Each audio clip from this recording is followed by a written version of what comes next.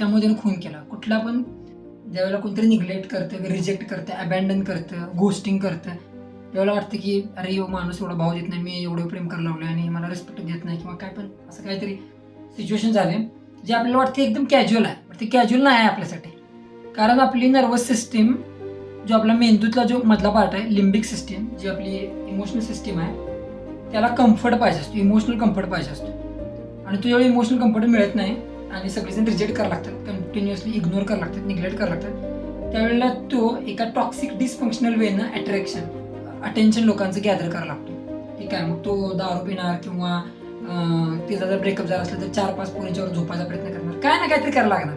कारण तो आतला ट्रॉमा आहे, तो त्याला बसू देत नाही. तो आता त्याच्यावर इलाज काय, त्याच्यावर इलाज आहे की हा ट्रॉमा काय करायला लागला, मला चोट पोचायला लागल्या, त्या ट्रॉमातनं मी काय शिकू शकतो आणि मी त्या ट्रॉमाचा वापर करून कसा वरती आयुष्यात